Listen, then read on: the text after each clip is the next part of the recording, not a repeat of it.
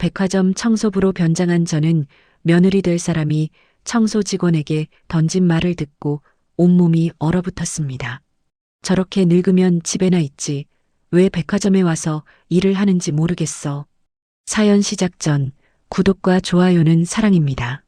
저는 대한백화점을 30년간 일궈온 강미선입니다. 올해 65이죠. 사람들은 제가 냉정하고 차가운 사업가라고 말하지만 사실 저는 그저 현실을 직시하는 사람일 뿐입니다. 그날도 평범한 오후였습니다. 회장실에서 다음 분기 사업 계획을 검토하고 있는데 아들 준혁이가 갑자기 문을 열고 들어왔어요. 33인 아들의 얼굴에는 평소와 다른 진지함이 묻어났습니다. 엄마, 저 결혼하고 싶어요. 준혁이의 첫 마디였습니다. 저는 서류에서 눈을 떼고 아들을 바라봤죠. 결혼이라니. 그동안 연애 한 번 제대로 하지 않던 아들이 갑자기 결혼 이야기를 꺼내다니 의아했습니다. 누군데? 엄마 백화점에서 일하는 김수진이요. 명품관 직원이에요. 저는 속으로 놀랐습니다. 우리 백화점 직원이라고요? 직원 수가 1000명이 넘는데 제가 모든 사람을 알 수는 없죠. 하지만 왠지 모를 불안감이 스멀스멀 올라왔습니다. 어떻게 만났는데? 우연히 알게 됐어요. 수진이는 정말 천사 같은 사람이에요. 가난하지만 마음씨가 너무 착하고 항상 다른 사람을 먼저 생각해요. 준혁이의 눈빛이 반짝였습니다. 사랑에 빠진 사람의 눈이었죠. 하지만 저는 30년간 수많은 사람을 만나며 배운 게 있었습니다.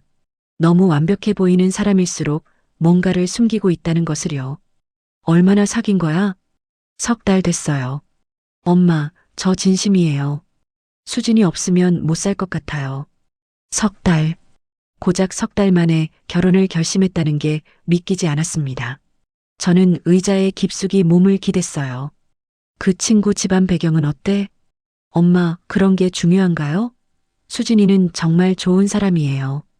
어려운 환경에서 자랐지만 열심히 살아왔어요.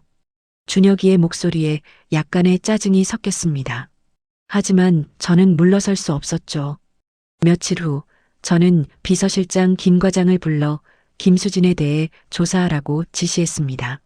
일주일 뒤 받은 보고서에는 별다른 문제가 없었어요. 성실한 직원이고 고객 만족도도 높고 동료들과의 관계도 원만하다는 내용이었습니다. 너무 완벽했습니다. 그게 오히려 수상했죠. 저는 회장실 창문 너머로 백화점 로비를 내려다봤습니다.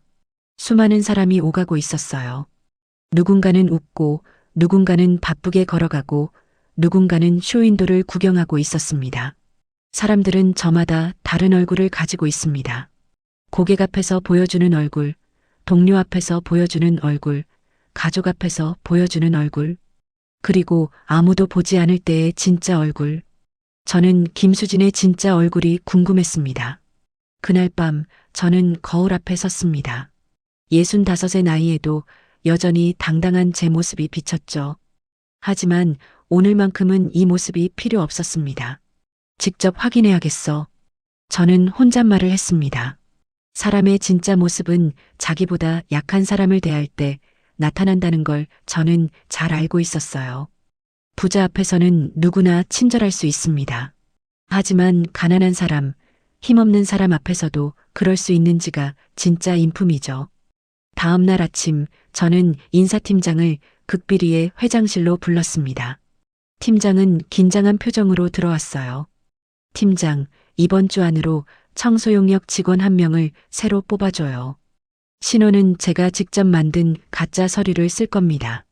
회장님, 무슨 말씀이신지 묻지 마세요. 그냥 해주면 됩니다. 그리고 이 일은 절대 비밀이에요. 팀장은 고개를 끄덕이고 나갔습니다.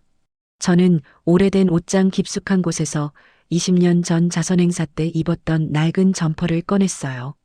먼지가 풀풀 날렸습니다. 이틀 뒤 저는 분장실에 앉아 있었습니다. 전문 메이크업 아티스트가 제 얼굴에 주름을 더하고 피부를 거칠게 만들었어요. 헝클어진 가발을 쓰니 거울 속에 제가 완전히 다른 사람처럼 보였습니다. 완벽해요. 저는 만족스럽게 웃었습니다. 이제 아무도 저를 알아보지 못할 겁니다. 출근 전날 밤 저는 잠을 이룰 수 없었습니다. 가슴이 두근거렸어요. 마치 첫 사업을 시작하던 그때처럼요. 설렘과 긴장이 뒤섞인 기분이었습니다. 혹시 제가 틀렸을까요? 혹시 김수진이 정말 좋은 사람이라면요? 그렇다면 제가 아들에게 어떻게 사과해야 할까요? 하지만 동시에 또 다른 생각이 들었습니다. 만약 제 예감이 맞다면요? 만약 김수진이 아들의 재산만 노리는 여자라면요? 저는 이불을 뒤집어 쓰고 눈을 감았습니다. 내일이면 알게 되겠죠. 다음 날 새벽 5시 저는 낡은 점퍼를 입고 가발을 썼습니다. 거울을 보니 초라한 청소부 아줌마가 서 있었어요. 저는 거울 속 제 모습에게 말했습니다. 자, 이제 진짜 내 얼굴을 보자. 김수진. 백화점 뒷문으로 들어서는 제 손이 떨렸습니다. 긴장 때문이었을까요? 아니면 기대 때문이었을까요? 저는 알 수 없었습니다. 다만 한 가지는 확실했어요. 오늘부터 저는 대한백화점 회장 강미선이 아니었습니다. 저는 그냥 나이든 청소부 아줌마였죠. 그 누구도 제게 신경 쓰지 않을 투명 인간이었습니다. 그리고 바로 그 투명함 속에서 저는 김수진의 진짜 모습을 볼 수 있을 거라고 확신했습니다. 청소부 유니폼을 입고 처음 백화점 로비에 섰을 때의 느낌을 잊을 수가 없습니다. 30년간 제가 읽어온 이 공간이 전혀 다르게 보였어요. 화려한 샹들리에 아래에서 저는 그저 보이지 않는 존재였습니다. 새로 오신 분이죠? 여기 1층 로비랑 명품관 입구 맡으시면 돼요. 선배 청소 직원이 걸레와 청소도구를 건네줬습니다. 저는 고개를 숙이고 받았어요. 허리가 굽은 척하며 천천히 걸었죠. 오전 9시 백화점 문이 열렸습니다. 고객들이 하나둘 들어오기 시작했어요. 저는 로비 한쪽에서 바닥을 닦으며 명품관 쪽을 주시했습니다. 그때 김수진이 나타났습니다. 검은색 정장에 단정한 헤어스타일, 적당한 화장. 외모만 보면 정말 품이 있는 백화점 직원이었어요. 수진은 명품관 입구에서 동료 직원과 인사를 나누며 미소 지었습니다. 저는 걸레를 들고 천천히 명품관 쪽으로 이동했습니다. 수진에게 가까이 다가가고 싶었어요. 어서 오세요, 고객님. 수진의 목소리가 들렸습니다. 60대로 보이는 여성 고객이 명품관에 들어서자 수진은 90도로 허리를 숙였어요. 우아한 미소가 얼굴 가득 번졌습니다. 오늘 새로 들어온 봄 신상품 구경하러 오셨어요? 고객님께 정말 잘 어울릴 것 같은 제품들이 있어요. 저는 귀를 쫑긋 세웠습니다. 수진의 목소리는 부드럽고 친절했어요. 고객은 만족스러운 표정으로 매장 안으로 들어갔습니다. 30분쯤 지났을까요? 고객이 아무것도 사지 않고 나왔습니다. 수진은 여전히 미소를 지으며 배웅했어요. 다음에 또 들러주세요. 항상 고객님을 위한 최고의 제품 준비해 놓을게요. 완벽한 서비스였습니다. 저도 저렇게 직원 교육을 시켰으니까요. 하지만 고객이 완전히 시야에서 사라지자마자 수진의 얼굴이 변했습니다. 옆에 있던 동료 직원에게 수진이 다가갔어요. 저 아줌마 30분 동안 하나도 안 사고 뭐 하는 거야? 시간 낭비하게. 저는 깜짝 놀랐습니다. 방금 전 그 우아한 미소는 어디로 간 걸까요? 수진은 인상을 찌푸리며 목을 돌렸습니다. 저는 침착하게 명품관 입구 바닥을 닦기 시작했습니다. 수진으로부터 약 3m 떨어진 곳이었죠. 일부러 물을 조금 흘렸습니다. 수진이 하이힐을 신고 제 쪽으로 걸어왔어요. 저는 허리를 굽히고 물기를 닦는 척했습니다. 어휴. 수진이 물웅덩이를 보고 혀를 찼습니다. 노골적으로 인상을 쓰더니 큰 걸음으로 피해서 지나갔어요. 저를 쳐다보지도 않았습니다. 저는 존재하지 않는 사람 취급을 받았습니다. 죄송합니다. 저는 일부러 작은 목소리로 사과했어요. 수지는 대답조차 하지 않았습니다. 그냥 지나가 버렸죠. 가슴이 답답했습니다. 제가 만든 백화점에서 제가 월급을 주는 직원에게 이런 대우를 받다니요. 하지만 참아야 했습니다. 점심시간이 됐습니다. 저는 직원 식당으로 향했어요. 청소 직원들은 따로 구석 테이블을 사용했습니다. 저는 미리 싸온 1,000원짜리 김밥을 꺼내 먹기 시작했습니다. 수진이 식당에 들어왔습니다. 트레이에는 12,000원짜리 스테이크 덮밥이 놓여 있었어요. 수진은 동료 직원 3명과 함께 창가 쪽 테이블에 앉았습니다. 언니, 오늘 새로 온 청소 아줌마 봤어? 한 직원이 물었습니다. 수진이 고개를 끄덕이며 대답했어요. 봤지. 완전 꼴불견이더라. 일도 제대로 못하고. 저는 김밥을 씹다가 멈췄습니다. 제 손이 미세하게 떨렸어요. 저렇게 늙으면 집에나 있지. 왜 백화점에 와서 일을 하는지 모르겠어. 수진이 스테이크를 자르며 말했습니다. 다른 직원들이 킥킥 웃었어요. 그래도 먹고 살려면 어쩔 수 없지 않아? 그건 그렇지. 근데 우리 백화점은 이미지가 중요한 곳이잖아. 좀 더 젊고 깔끔한 사람들만 뽑으면 안 되나? 저는 김밥을 삼킬 수가 없었습니다. 30년 전 저도 아무것도 없이 시작했어요. 남의 회사에서 말단 사원으로 일하며 무시당하고 차별받았습니다. 그래서 더 열심히 일했고 결국 제 사업을 시작할 수 있었죠. 그 시절을 겪었기에 저는 모든 직원을 존중하려고 노력했습니다. 청소 직원이든 경비 직원이든 모두 이 백화점을 함께 만들어가는 사람들이니까요. 그런데 지금 제 아들이 결혼하겠다는 여자는 그런 사람들을 무시하고 있었습니다. 아, 맞다. 수진아, 너 준혁 오빠랑 요즘 어때? 동료가 물었습니다. 저는 귀를 더 쫑긋 세웠어요. 좋지. 준혁 오빠 진짜 착해. 내가 뭐라고 해도 다 들어줘. 수진의 목소리에 묘한 느낌이 섞여 있었습니다. 사랑이 아니라 만족감 같은 거였어요. 바로 그때였습니다. 다른 테이블에서 나이든 청소 직원이 식판을 떨어뜨렸어요. 쨍그랑 하는 소리가 식당 전체에 울렸습니다. 죄송합니다. 죄송합니다. 그분은 황급히 허리를 숙이며 바닥에 그릇을 주었습니다. 주변 사람들의 시선이 집중됐어요. 아이 시끄러워. 수진이 인상을 쓰며 말했습니다. 목소리가 컸어요. 청소 직원에게 들릴 만큼이었습니다. 진짜 수준 낮아. 밥 먹다가 기분 다 상하네. 수진은 자리에서 벌떡 일어났습니다. 스테이크를 반도 먹지 않았는데 식판을 들고 나가버렸어요. 저는 그 모습을 가만히 지켜봤습니다. 가슴속에서 뭔가가 끌어올랐지만 꾹 눌러 참았습니다.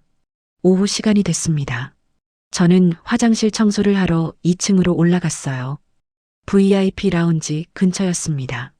복도에서 수진의 목소리가 들렸습니다. 누군가와 통화하고 있었어요. 저는 청소도구를 들고 천천히 다가갔습니다.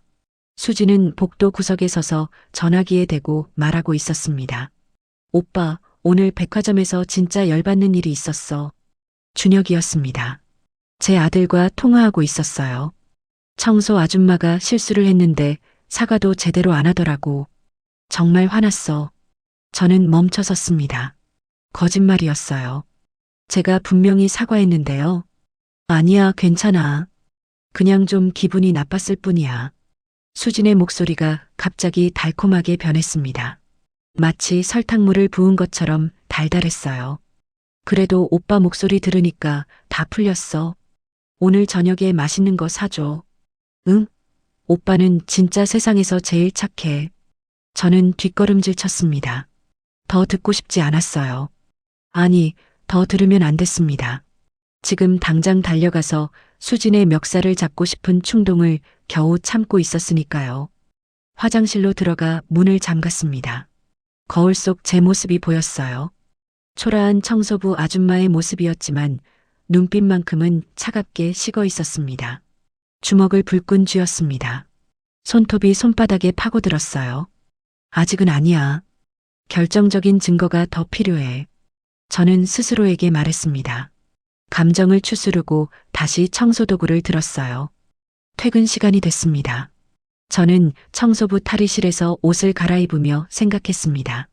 오늘 하루만으로도 충분했습니다. 김수진의 진짜 모습을 봤으니까요. 하지만 아들을 설득하려면 더 확실한 증거가 필요했어요. 저는 거울을 보며 다짐했습니다. 내일은 더 가까이 다가가리라고요. 사흘째 아침이 밝았습니다. 거울 앞에서 다시 초라한 청소부로 변신하면서도 이제는 익숙해진 제 모습이 낯설지 않았어요. 오히려 이 모습 덕분에 진실을 볼 수 있다는 게 감사했습니다. 오늘은 특별한 계획이 있었습니다. 수진을 더 자극해서 본성을 끌어내야 했어요. 단순히 무시하는 정도가 아니라 진짜 어떤 사람인지 확실히 보고 싶었습니다. 오전 10시쯤 저는 2층 VIP 라운지 근처 화장실로 향했습니다. 수진이 자주 이용하는 화장실이었어요. 청소를 하다가 수진의 사물함을 슬쩍 확인했습니다. 명품 핸드백과 화장품들이 가득했어요. 특히 눈에 띄는 건 15만 원짜리 프랑스 브랜드 핸드크림이었습니다. 포장도 뜯지 않은 새 것이었죠. 저는 그 핸드크림을 집어들었습니다. 손에 땀이 났어요. 잠깐 망설였습니다. 하지만 이건 필요한 일이었습니다. 화장실 바닥에 핸드크림을 떨어뜨렸습니다. 유리병이 깨지면서 크림이 사방으로 튀었어요. 진한 장미 향이 화장실에 퍼졌습니다. 저는 휴지로 바닥을 닦기 시작했습니다. 그때 화장실 문이 열렸어요. 수진이었습니다. 수진은 바닥에 깨진 핸드크림을 보더니 얼어붙었습니다. 몇 초간 말없이 서 있다가 갑자기 소리를 질렀어요. 미쳤어? 이게 뭐 하는 짓이에요? 목소리가 화장실 전체에 울렸습니다. 저는 고개를 푹 숙였어요. 죄송합니다. 제가 실수로. 실수로 이렇게 돼요? 이거 15만 원짜리라고요. 수지는 스마트폰을 꺼내 바닥 사진을 찍기 시작했습니다. 여러 각도에서 찍었어요. 증거를 남기는 거였습니다. 제가 변상하겠습니다. 제 한 달 월급으로. 한 달 월급? 할머니 월급이 뭐 얼마나 된다고요? 수진이 비웃었습니다. 눈빛이 차갑게 식어 있었어요. 아까 VIP 고객 앞에서 보이던 그 우아한 미소는 온데간데 없었습니다. 청소 아줌마 월급이 100만 원도 안 될 텐데 어떻게 갚을 건데요? 저는 아무 말도 하지 못했습니다. 실제로 우리 백화점 청소 용역 직원의 월급이 90만 원 정도였으니까요. 수진의 말이 틀린 건 아니었지만 그 말투가 문제였습니다. 매니저한테 얘기해서 잘리게 할 거예요. 감히 여기가 어딘 줄 알고 이런 실수를 해요? 수진은 휴대폰을 들고 화장실 밖으로 나갔습니다. 저는 그 자리에 주저앉았어요. 연기였지만 가슴 한쪽이 정말로 아팠습니다. 이런 대우를 받는 사람들이 얼마나 많을까요? 저는 회장이라는 지위 덕분에 보호받고 있었지만 진짜 청소 노동자들은 매일 이런 일을 겪고 있을 겁니다. 오후 2시쯤 저는 복도 구석에서 쉬고 있었습니다. 다리가 아팠어요. 하루 종일 서서 일하는 게 이렇게 힘든 줄 몰랐습니다. 수진의 목소리가 들렸습니다. 또 전화 통화를 하고 있었어요. 저는 청소도구를 정리하는 척하며 귀를 기울였습니다. 오빠, 오늘도 백화점에서 짜증나는 일이 있었어. 준혁이었습니다. 또 제 아들에게 전화를 한 거예요. 청소 아줌마가 내 핸드크림을 깨뜨렸어. 15만 원짜리인데 사과도 제대로 안 하더라. 저는 입술을 깨물었습니다. 제가 분명히 사과했는데 또 거짓말을 하고 있었어요. 아니야, 괜찮아. 어차피 새로 사면 되지. 수진의 목소리가 갑자기 부드러워졌습니다. 마치 스위치를 켜고 끄듯이 자연스럽게 변했어요. 그것보다 오빠, 오늘 저녁에 이탈리안 레스토랑 가고 싶어? 저번에 갔던 곳 있잖아. 파스타 진짜 맛있었어. 달콤한 목소리였습니다. 아까 저한테 소리 지르던 그 사람이 맞나 싶을 정도였어요. 오빠는 진짜 세상에서 제일 착해. 나는 오빠 만나서 너무 행복해. 사랑해. 저는 뒷걸음질 쳤습니다. 더 이상 듣고 싶지 않았어요. 아들이 이런 여자한테 속고 있다는 게 믿기지 않았습니다. 화장실로 들어가 찬물로 세수를 했습니다. 가발 사이로 물이 스며들었어요.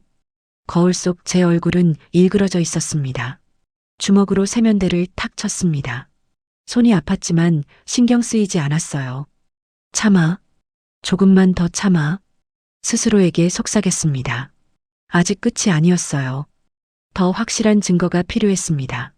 오후 4시 저는 명품관 근처를 청소하고 있었습니다. 수진이 동료 직원과 대화하는 게 보였어요. 수진아, 너 요즘 준혁이랑 잘 되어가? 동료가 물었습니다. 저는 걸레질을 하는 척하며 천천히 가까이 다가갔어요. 응, 잘 되고 있어. 곧 부모님께 인사드릴 것 같아. 와, 대박. 준혁이 엄마가 좀 까다롭다던데 괜찮겠어? 수진이 피식 웃었습니다. 자신감 넘치는 웃음이었어요. 괜찮아. 어머니한테 잘 보이면 되지. 나 착한 며느리 연기 자신 있거든. 연기라는 단어가 제 귀를 파고들었습니다. 수지는 처음부터 연기를 하고 있었던 거예요. 그래도 시어머니 모시는 거 힘들지 않아? 그건 나중에 생각하면 돼. 일단 결혼부터 하고. 수진의 목소리에서 차가운 계산이 느껴졌습니다. 사랑이 아니었어요. 그저 결혼이라는 목표를 달성하기 위한 과정일 뿐이었습니다. 저는 그 자리에서 벗어나 복도 끝으로 갔습니다. 숨이 막혔어요. 벽에 기대어 눈을 감았습니다. 30년간 사업을 하면서 수많은 사람을 만났습니다. 좋은 사람도 나쁜 사람도 봤어요. 하지만 이렇게까지 계산적이고 냉정한 사람은 처음이었습니다. 퇴근 시간이 됐습니다. 청소부 탈의실에서 옷을 갈아입으며 핸드폰을 확인했어요. 준혁에게서 문자가 와 있었습니다. 엄마, 오늘 수진이랑 저녁 먹어요. 수진이가 엄마 이야기를 많이 해요. 빨리 만나고 싶대요. 저는 핸드폰을 꽉 쥐었습니다. 화면이 깨질 것 같았어요. 만나고 싶다고요? 저를요? 제 재산을 만나고 싶은 거겠죠. 집으로 돌아가는 차 안에서 저는 창밖을 멍하니 바라봤습니다. 거리에는 사람들이 오가고 있었어요. 저마다 자기 삶을 살아가고 있었습니다. 그 중에 얼마나 많은 사람이 가면을 쓰고 있을까요? 수진처럼 완벽하게 다른 얼굴을 보여주는 사람이 또 얼마나 될까요?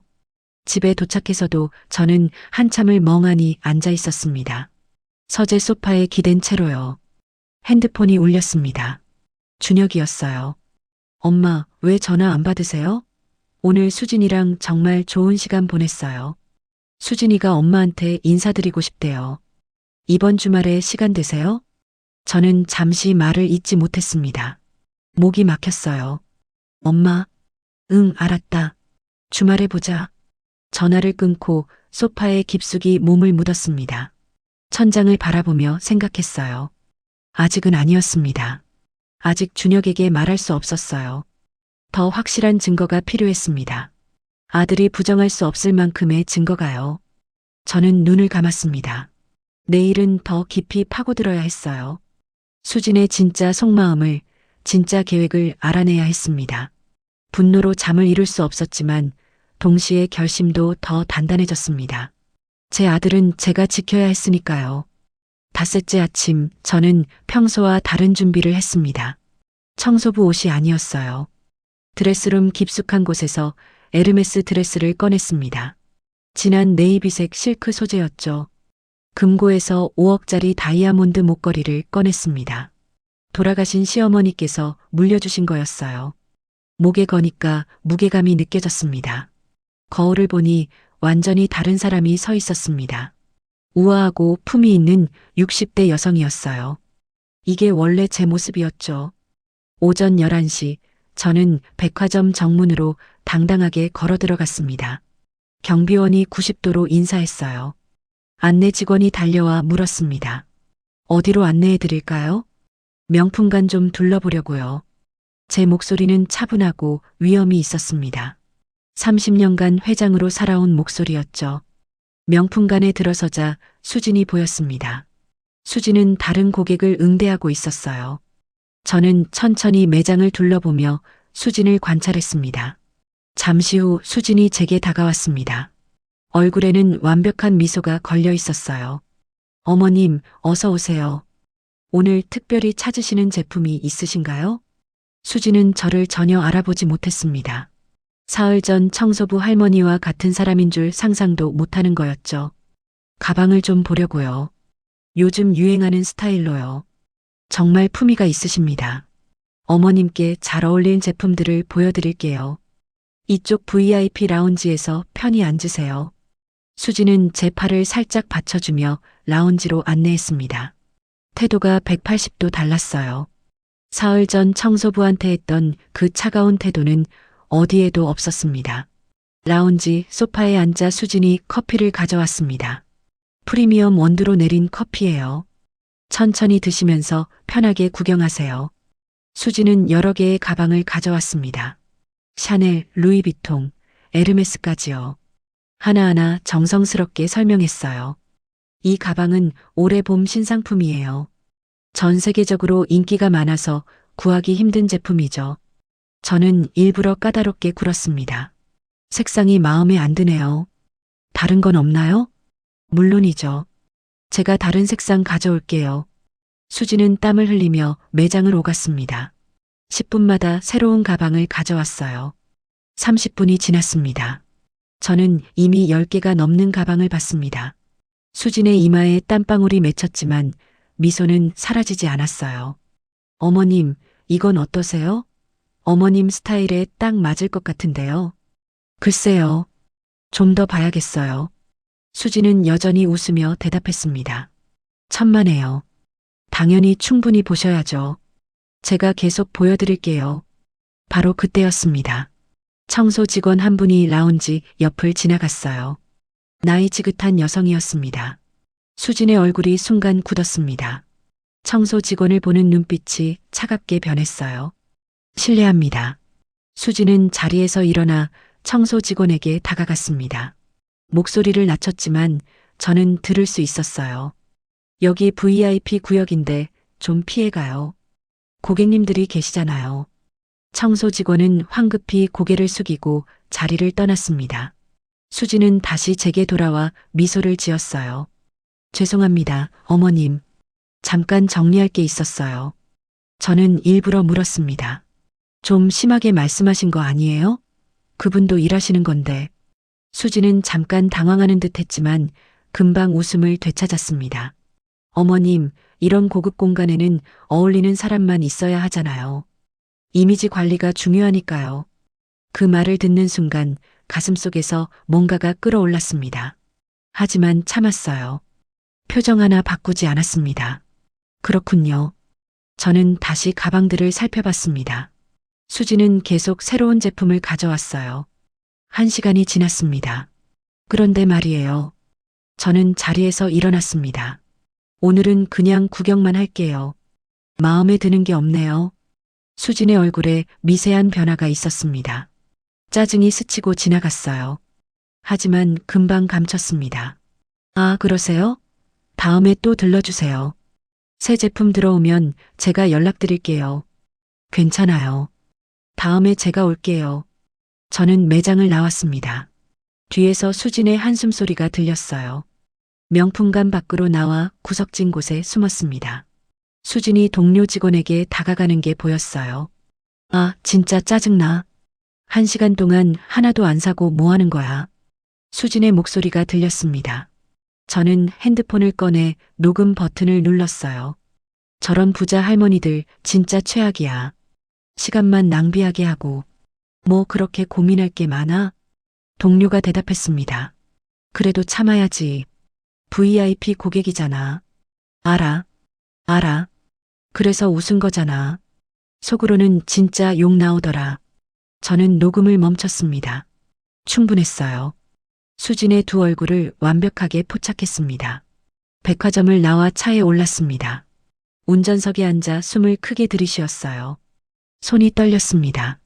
분노 때문이었을까요? 아니면 허탈함 때문이었을까요? 저는 알 수 없었습니다. 준혁에게 전화가 왔습니다. 받지 않았어요. 지금 아들 목소리를 들으면 참을 수 없을 것 같았습니다. 문자가 왔습니다. 엄마, 이번 주말에 수진이 만나고 싶대요. 꼭 시간 내주세요. 저는 핸드폰을 내려놓았습니다. 차 창밖을 바라봤어요. 사람들이 백화점을 드나들고 있었습니다. 저 사람들 중 누가 진짜 얼굴로 살아가고 있을까요? 누가 가면을 쓰고 있을까요? 집으로 돌아가는 길에 저는 결심했습니다. 아직 끝이 아니라고요. 수진의 진짜 계획을, 진짜 속마음을 더 깊이 파헤쳐야 한다고요. 사흘간 청소부로 일하며 본 것들, 그리고 오늘 VIP 고객으로서 경험한 것들, 이것만으로도 충분했지만 저는 더 확실한 증거를 원했습니다. 결정적인 한 방이 필요했어요. 준혁이 절대 부정할 수 없는 수진의 진짜 모습을 보여줄 증거가요. 저는 핸드폰을 들고 비서실장에게 전화했습니다. 김 과장, 내일부터 며칠 더 청소부로 일할 거예요. 준비해 두세요. 알겠습니다, 회장님. 전화를 끊고 저는 서재 의자에 깊숙이 몸을 기댔습니다. 창밖으로 해가 지고 있었어요. 어둠이 천천히 세상을 덮어가고 있었습니다. 내일부터가 진짜였습니다. 수진에 가면 뒤에 숨겨진 가장 추악한 모습을 찾아낼 거예요. 제 아들을 지키기 위해서라면 무엇이든 할 수 있었습니다. 저는 그렇게 다짐하며 긴 하루를 마무리했습니다. 일주일째 아침, 저는 다시 청소부 옷을 입었습니다. 거울 속 초라한 모습이 이제는 제 일부처럼 느껴졌어요. 아니, 어쩌면 이 모습이야말로 진실을 볼 수 있는 유일한 방법이었는지도 모릅니다. 오늘은 특별히 2층 창고 쪽 청소를 자원했습니다.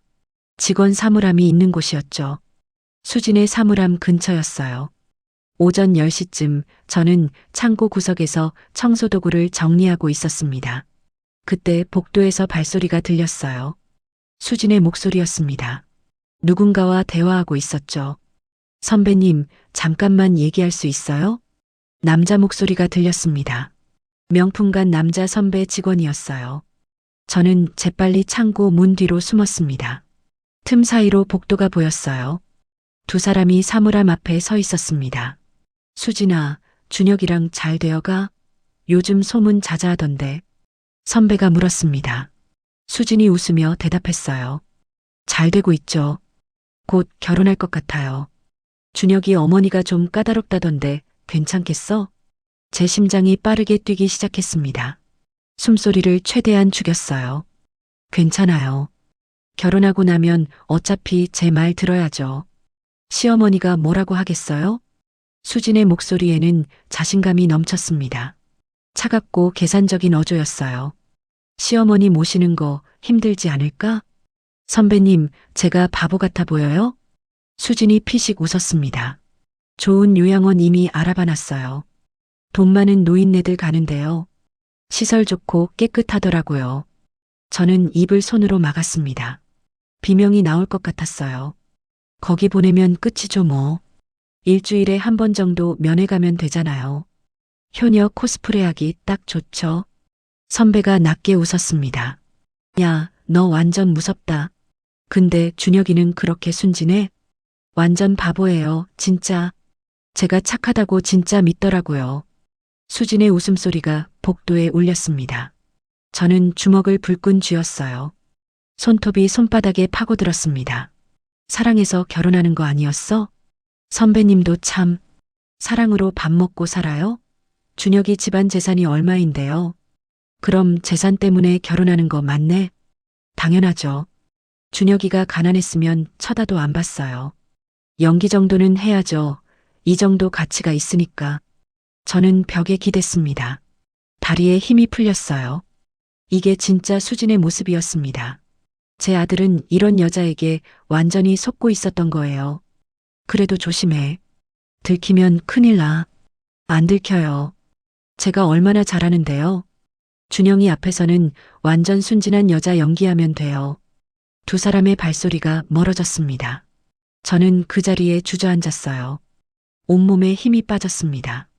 핸드폰을 꺼내 확인했습니다. 다행히 녹음이 되고 있었어요. 모든 대화가 선명하게 담겼습니다. 하지만 기쁘지 않았습니다. 오히려 가슴이 무너져 내리는 것 같았어요. 점심시간이 됐습니다. 저는 직원 식당에 가지 않았어요. 밥을 먹을 수가 없었습니다. 대신 옥상으로 올라갔습니다. 차가운 바람이 얼굴을 때렸습니다. 하늘은 맑았지만 제 마음은 어두웠어요. 핸드폰이 울렸습니다. 준혁이었습니다. 엄마, 이번 주말에 수진이랑 같이 저녁 먹어요. 수진이가 엄마한테 정식으로 인사드리고 싶대요. 저는 말을 잇지 못했습니다. 목이 메었어요. 엄마, 괜찮으세요? 응, 괜찮다. 주말에 보자. 전화를 끊고 난간에 기댔습니다. 눈물이 날 것 같았지만 참았어요. 오후 3시 저는 백화점 뒤편 복도를 청소하고 있었습니다. 직원들이 잘 다니지 않는 곳이었죠. 그때 수진이 나타났습니다. 다른 부서 과장과 함께였어요. 30대 후반으로 보이는 남자였습니다. 저는 재빨리 청소도구함 뒤로 몸을 숨겼습니다. 두 사람은 복도 끝에 섰습니다. 주위를 살피더니 수진이 남자에게 다가갔어요. 그리고 포옹했습니다. 저는 핸드폰을 꺼내 사진을 찍기 시작했습니다. 손이 떨렸지만 최대한 선명하게 찍었어요. 오빠 보고 싶었어. 수진의 목소리였습니다. 달콤하고 부드러웠어요. 나도. 요즘 준혁이랑 계속 있어서 못 만났잖아. 남자가 대답했습니다. 저는 입술을 깨물었어요. 미안해. 조금만 참아. 준혁이랑 결혼하면 당신한테 용돈 더 많이 줄게. 얼마나? 한 달에 300은 줄 수 있을 거야. 준혁이 카드 쓰면 되니까. 결혼하고도 우리 계속 만날 수 있어? 당연하지. 준혁이는 눈치도 없어. 회사 일 바쁘다고 하면 믿을걸? 두 사람이 다시 포옹했습니다. 저는 계속 사진을 찍었어요. 영상도 녹화했습니다. 조금만 기다려. 결혼식만 올리면 돼. 알았어. 근데 시어머니는 괜찮아? 까다롭다며? 괜찮아. 요양원 보낼 거니까. 늙은이가 뭘 알겠어. 저는 더 이상 참을 수 없었습니다. 그 자리를 벗어나 화장실로 뛰어갔어요. 거울 앞에 섰습니다. 가발을 벗었습니다. 분장을 지웠어요. 거울 속에는 분노로 일그러진 제 얼굴이 있었습니다. 30년간 사업을 하며 수많은 배신을 받습니다. 하지만 이건 달랐어요. 제 아들이 이런 여자에게 속고 있다는 게 믿기지 않았습니다. 핸드폰을 꺼내 비서실장에게 전화했습니다. 김 과장, 내일 회장실로 김수진을 불러요. 오전 10시에요. 알겠습니다, 회장님. 전화를 끊고 녹음 파일들을 확인했습니다. 일주일간 모은 증거들이었어요. 녹음, 사진, 영상 모두 선명했습니다. 이제 끝장을 낼 시간이었습니다. 퇴근길 저는 차 안에서 준혁에게 문자를 보냈습니다. 주말 저녁 약속 취소할게. 급한 일이 생겼어. 준혁에게서 금방 답장이 왔습니다. 엄마, 무슨 일이에요? 수진이가 정말 기대하고 있는데. 저는 답장하지 않았습니다. 핸드폰을 내려놓고 창밖을 바라봤어요. 거리에는 불빛이 하나둘 켜지고 있었습니다. 어둠이 내려앉고 있었죠. 내일이면 모든 게 끝날 겁니다. 수진의 가면이 완전히 벗겨질 거예요. 저는 그렇게 다짐하며 집으로 향했습니다. 마음은 무겁고 아팠지만 동시에 결연했습니다. 제 아들을 지켜야 했으니까요.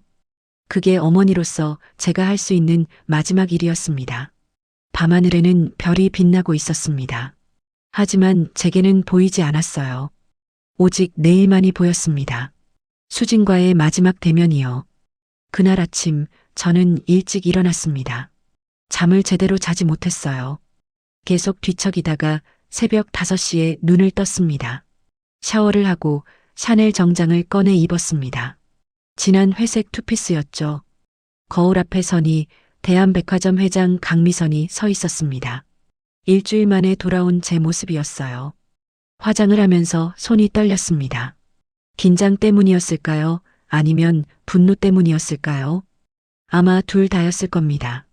회장실에 도착한 건 아침 8시였습니다. 비서실장 김 과장이 기다리고 있었어요. 회장님, 김수진 씨에게 10시에 회장실로 오라고 통보했습니다. 잘했어요. 그리고 이 서류들 정리해 두세요. 저는 일주일간 모은 증거들을 책상 위에 펼쳐 놓았습니다. 녹음 파일이 담긴 USB, 사진들, 영상이 저장된 태블릿까지요. 김 과장의 얼굴이 굳었습니다. 회장님, 이게 보는 대로예요. 내 아들이 이런 여자한테 속고 있었어요. 시간이 천천히 흘러갔습니다. 저는 회장실 창문 너머로 백화점을 내려다봤어요. 사람들이 오가고 있었습니다. 평화로운 아침이었죠. 하지만 제 마음은 평화롭지 않았습니다. 10시가 됐습니다. 노크 소리가 들렸어요. 들어오세요. 문이 열리고 수진이 들어왔습니다. 명품관 유니폼을 입고 있었어요. 얼굴에는 약간의 긴장이 묻어났습니다.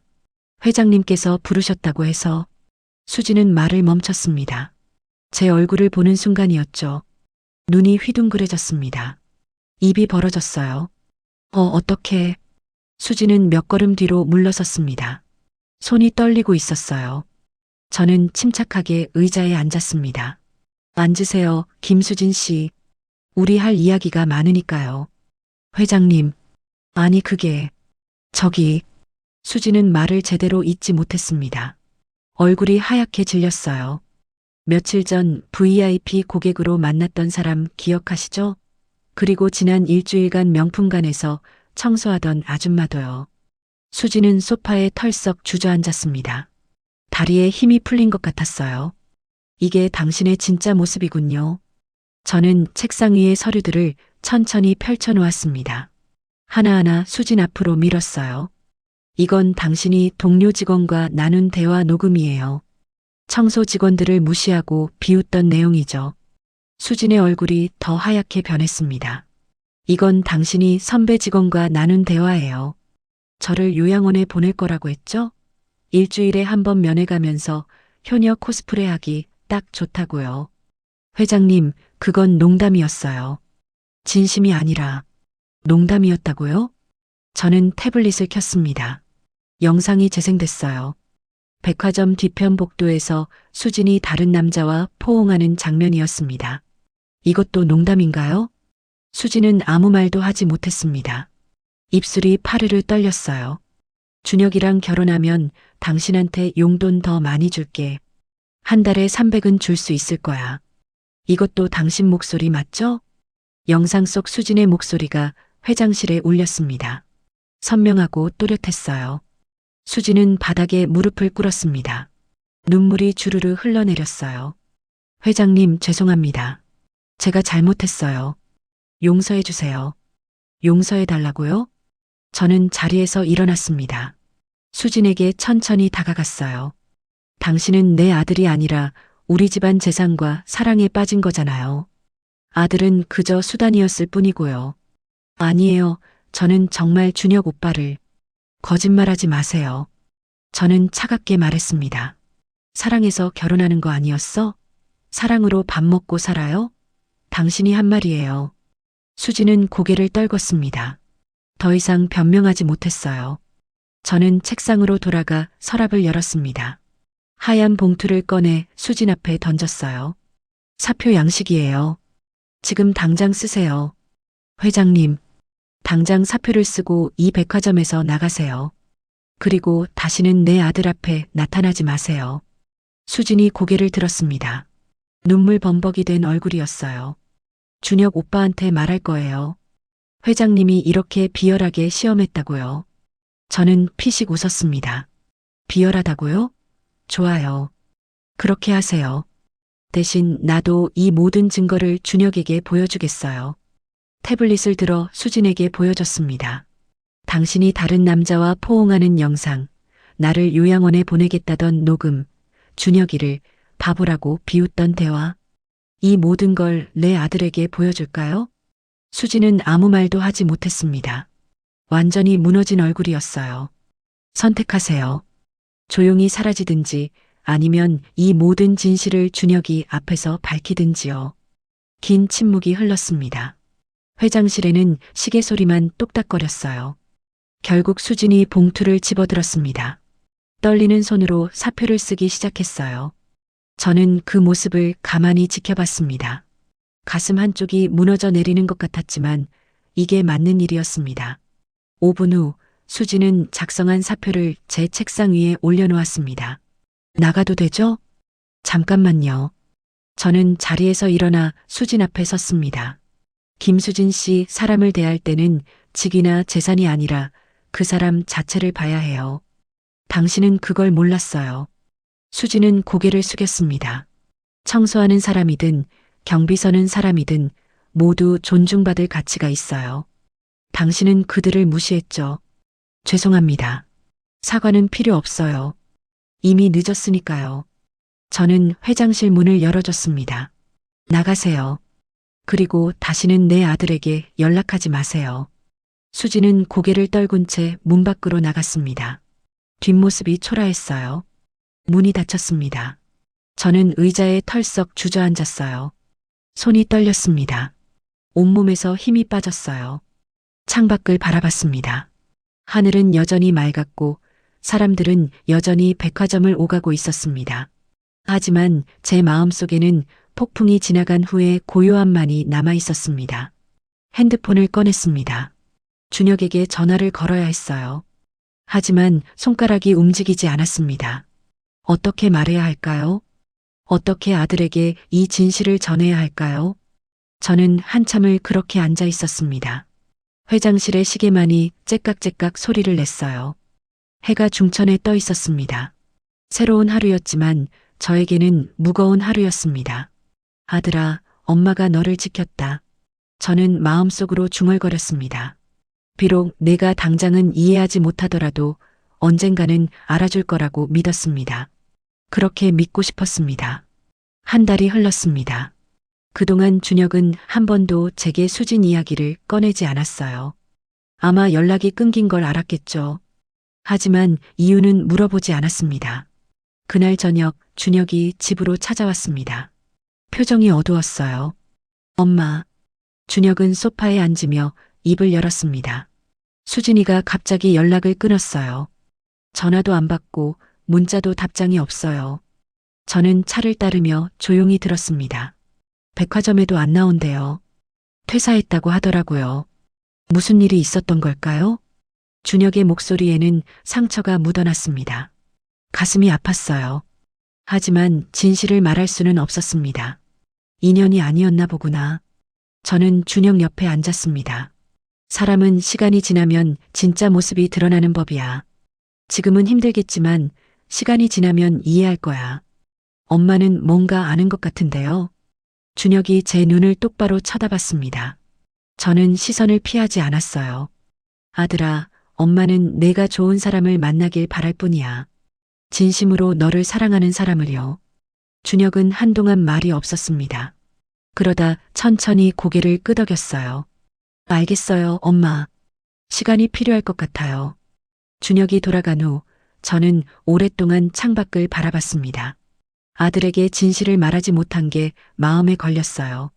하지만 이게 최선이었습니다. 그날 밤 저는 결심했습니다. 일주일간 청소부로 일하며 만났던 분들을 초대하기로요. 다음 날 저는 비서실장에게 지시했습니다. 지난주에 저랑 함께 일했던 청소 직원분들 명단 알죠? 그분들을 이번 주 토요일 저녁에 호텔 레스토랑으로 초대해 주세요. 알겠습니다, 회장님. 어떤 명목으로 할까요? 감사 만찬이라고 하세요. 그리고 정장 차림으로 오시라고 전해주세요. 토요일 저녁이 됐습니다. 저는 호텔 최고층 레스토랑에서 기다렸어요. 6명의 청소 직원분들이 하나둘 도착했습니다. 모두 어색한 표정이었어요. 고급 레스토랑에 와본 적이 없는 분들이 대부분이었죠. 어서 오세요. 편하게 앉으세요. 저는 일어나 인사했습니다. 한 분이 조심스럽게 물었어요. 저희를 왜 부르신 건가요? 지난주에 함께 일했던 사람이에요. 기억하시나요? 아, 새로 오신 분. 그런데 왜 이런 곳에? 저는 미소를 지었습니다. 제 소개가 늦었네요. 저는 대한백화점 회장 강미선입니다. 레스토랑에 침묵이 흘렀습니다. 6분 모두 놀란 표정이었어요. 회장님이시라고요? 네. 지난주에 특별한 이유로 여러분과 함께 일했어요. 저는 천천히 설명했습니다. 물론 수진 이야기는 빼고요. 다만 직원들이 어떻게 일하는지, 어떤 대우를 받는지 직접 확인하고 싶었다고만 말했습니다. 여러분 덕분에 많은 걸 배웠어요.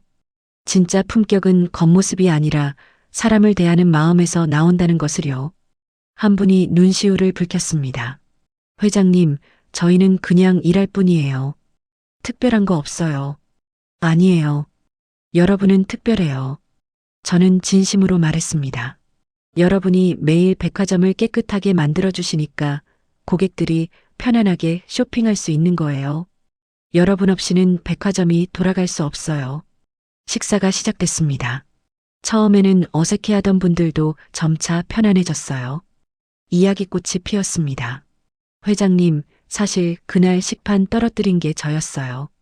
한 분이 조심스럽게 말했습니다. 그때 정말 죄송했어요. 손님들 앞에서 실수해서요. 아니에요. 누구나 실수할 수 있어요. 그게 잘못이 아니에요.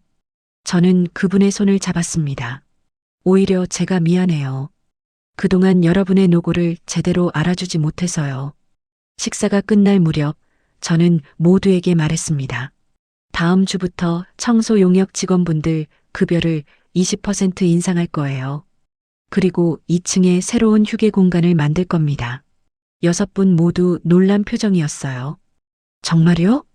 네. 당연한 거예요. 여러분은 그럴 자격이 있어요. 한 분이 눈물을 흘렸습니다. 다른 분들도 눈시울을 붉혔어요. 저도 모르게 눈가가 뜨거워졌습니다. 감사합니다, 회장님. 정말 감사합니다. 그날 밤 집으로 돌아오며 저는 마음이 한결 가벼워졌습니다. 일주일간의 경험이 헛되지 않았다는 생각이 들었어요. 그로부터 6개월이 흘렀습니다. 준혁은 자원봉사 활동에서 초등학교 교사를 만났습니다. 이름은 지은이었어요. 수진과는 완전히 다른 사람이었죠. 처음 지은을 만났을 때 저는 조심스러웠습니다. 또다시 속을 수는 없었으니까요. 하지만 지은은 달랐습니다. 경비 아저씨에게도 청소하시는 분들에게도 똑같이 인사했어요. 진심이 느껴졌습니다. 어느 날 저녁 3명이 함께 식사를 했습니다. 레스토랑에서 나오다가 지은이 노숙자에게 다가갔어요. 어르신, 춥죠? 이거 드세요. 지은은 자신의 핫팩을 건넸습니다. 노숙자는 고개를 숙여 감사 인사를 했어요. 그 모습을 보며 저는 알았습니다. 이 사람이라면 괜찮겠다고요. 지은 씨, 차 안에서 저는 지은을 불렀습니다. 네, 어머니. 우리 준혁이 잘 부탁해요. 지은은 환하게 웃었습니다. 진심 어린 웃음이었어요. 감사합니다, 어머니. 준혁 오빠 정말 좋은 분이에요. 제가 행복하게 해드릴게요. 준혁도 웃었습니다. 6개월 전과는 다른 진짜 행복한 웃음이었어요. 다음 날 아침 저는 회장실 책상 서랍을 정리하다가 액자 하나를 발견했습니다. 오래전에 사둔 건데 걸지 않고 있었어요. 액자에는 이런 글귀가 적혀 있었습니다. 진짜 명품은 사람을 대하는 마음. 저는 그 액자를 회장실 벽에 걸었습니다. 제 책상 맞은편이었어요. 매일 아침 출근하면 가장 먼저 보이는 곳이었죠. 그날 오후 백화점을 돌아보다가 명품관을 지나쳤습니다. 새로운 직원이 청소하시는 분께 인사하는 게 보였어요. 안녕하세요. 오늘도 수고하세요. 청소하시던 분이 환하게 웃으며 답했습니다. 고맙습니다. 아가씨도 좋은 하루 보내세요. 저는 미소 지었습니다. 변화가 시작되고 있었어요. 회장실로 돌아와 창밖을 바라봤습니다. 해질녘이었어요. 노을이 아름답게 물들고 있었습니다. 핸드폰이 울렸습니다. 준혁이었어요. 엄마, 저 다음 주에 지은이 부모님께 인사드리러 가요. 같이 가실래요? 그래, 엄마도 갈게. 전화를 끊고 저는 벽에 걸린 액자를 다시 한번 바라봤습니다. 진짜 명품은 사람을 대하는 마음. 30년간 사업을 하면서 65년을 살아오면서 이제야 그 의미를 진정으로 깨달은 것 같았습니다. 가격표가 붙은 명품 가방이 아니라 사람을 향한 따뜻한 마음이 진짜 명품이었어요. 저는 서랍에서 일주일간의 기록을 꺼냈습니다. 수진과의 일들이 담긴 파일이었어요. 잠시 망설이다가 파쇄기에 넣었습니다. 이제 과거는 과거로 남겨두려고 했습니다. 중요한 건 앞으로였으니까요. 창밖의 노을이 점점 짙어졌습니다. 하루가 저물고 있었어요. 하지만 내일은 또 새로운 하루가 올 겁니다. 저는 가방을 들고 회장실을 나섰습니다. 복도를 지나다가 청소하시는 분과 마주쳤어요. 수고하세요. 저는 먼저 인사했습니다. 그분이 놀란 듯 얼른 허리를 숙였어요. 아, 회장님. 감사합니다. 아니에요. 제가 감사하죠. 오늘도 백화점을 깨끗하게 만들어주셔서요. 그분의 얼굴에 환한 미소가 번졌습니다. 엘리베이터를 타고 내려가며 저는 생각했습니다. 이게 시작이라고요. 진짜 명품 백화점을 만드는 시작이라고요. 가격이 비싼 물건을 파는 곳이 아니라 사람을 귀하게 대하는 곳. 그게 진짜 명품 백화점이었습니다. 1층 로비에 도착했습니다. 사람들이 오가고 있었어요. 저마다 다른 삶을, 다른 이야기를 가진 사람들이었죠. 그들 모두가 소중했습니다. 고객도 직원도 청소하시는 분도 경비 아저씨도요.